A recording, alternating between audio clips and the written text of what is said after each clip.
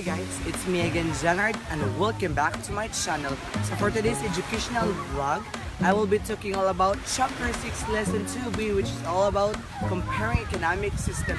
So please watch and learn. Good day everyone. My discussion for today is all about comparing economic systems.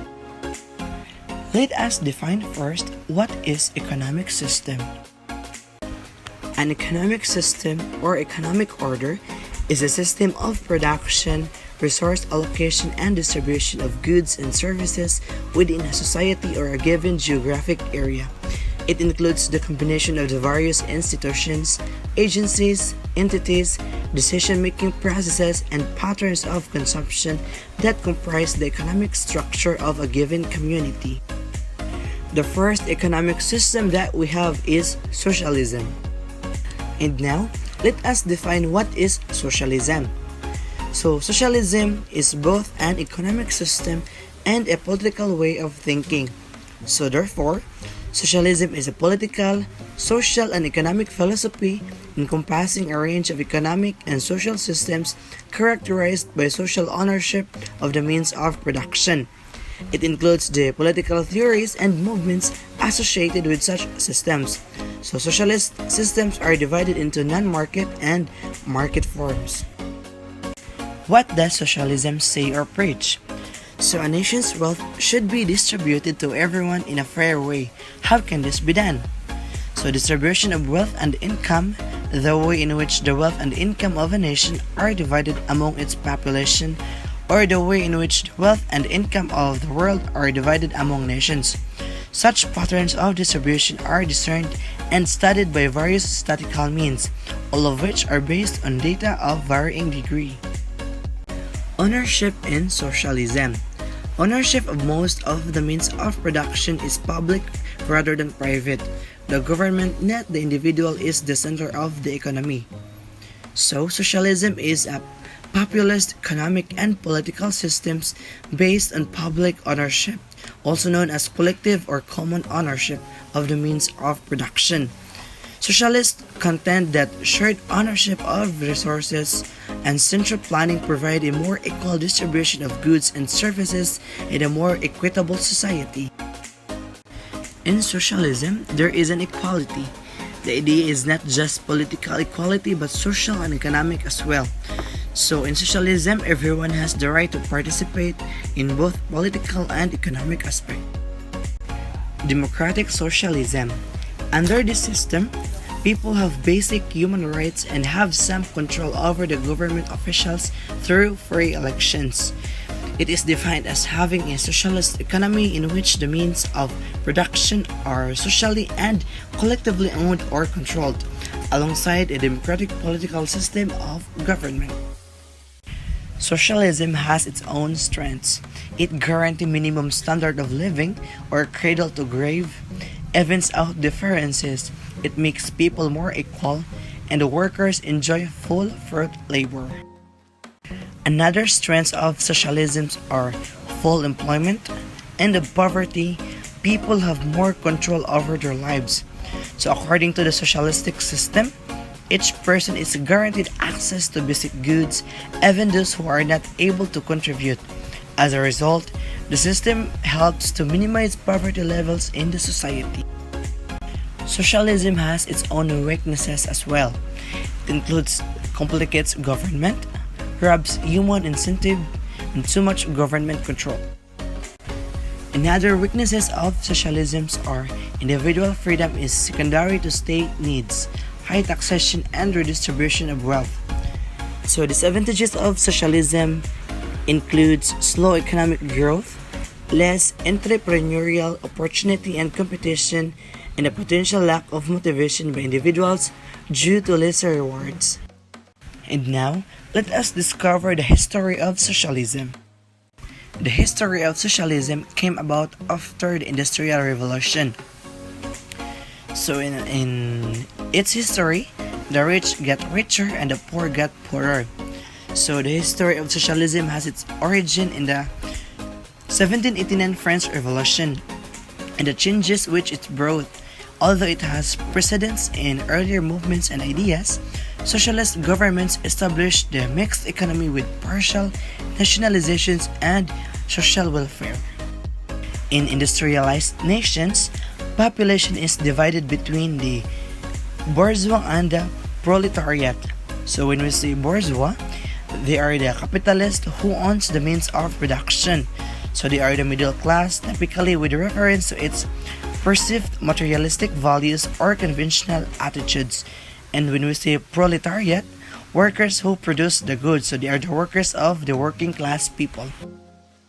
Karl Marx began to criticize capitalism, and he has thoughts about capitalism, and it is the change that would come through a violent and bloody revolution, and change would come through peaceful means. So, according to Karl Marx, if there is a capitalism, there should always be a changes, and when there is a changes, it could be a violent and bloody revolution or a change that would come through peaceful means. Next is the socialist countries. So here are the list of socialist countries in Northern Europe. First, we have Sweden. Second is Finland. And lastly, we have France. There is also a socialist country in South America, and it is the Venezuela. Another economic system that I will be tackling is communism. So what is communism? So communism is a political system in which the government owns all property and is ruled by one party with complete control over the economy. So communism is a political theory derived from Karl Marx, advocating class war and leading to a society in which all property is publicly owned and each person works and is paid according to their abilities and needs. So in communism, there is no private property that will exist, and every person will work for the welfare of all. So in communism, you can work based on your abilities, and you will get your salary according to your needs. And now let's move on to the ownership of property. So in capitalism, the ownership, it could be public or the government. In socialism, it could be private or individual, but in communism, it could be both. It could be public or the government, or it could be public or individual.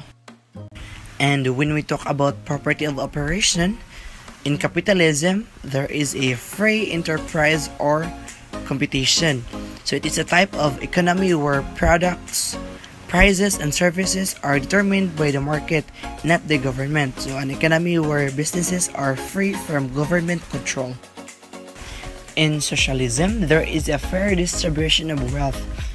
So distribution of wealth and income is the way in which wealth and income of a nation are divided among its population. In communism, the property of operation is central or in government control. So everything is controlled by the government. There is no competition, there is no free enterprise. So everything is in the control of the government. Now let's move on to the choice of work. So in socialism, the choice of work is regulated. So it means that the work is controlled or supervised by means of rules and regulations. In capitalism, the choice of work is open or free choice. So in this type of economic system, everyone has the right to choose what kind of work they want to. In communism, the choice of work is controlled. The government will decide what kind of work you fit in and give you a salary according to your needs. And now, in the amount of competition, in capitalism, competition is limited. So competition is the other vital attribute of a capitalist system. The principle of competition forces businesses to maximize efficiency and offer their products at the lowest prices the market will bear. The amount of competition in socialism is promoted. So competition is a fact of business life. In fact, a general rule The higher the level of competition, the more demand there is for the product or service that has inspired that high level of competition. And lastly, in communism, there is no competition because the government controls everything. When there is an economic system, of course, there are people behind its back, or we can say the promoters of economic system. First, we have Karl Marx, the promoters of socialism and communism, and the second one, we have Adam Smith, the father of capitalism. There are also a pros and cons in capitalism, socialism, and communism. Now let us discuss first, or let us see the pros in capitalism. First, we have the pros of capitalism, which it rewards individual success, and the second one, individual success leads to common good. And now the cons of capitalism. We have competition leads to winners and losers, and not all succeed. The pros and socialisms are all share equally the benefits of production, and no winners and no losers. The cons in socialisms are no competition, efficiency goes down, and high taxes. The pros in communism, we have the full employment, and we also have the citizens get what they need.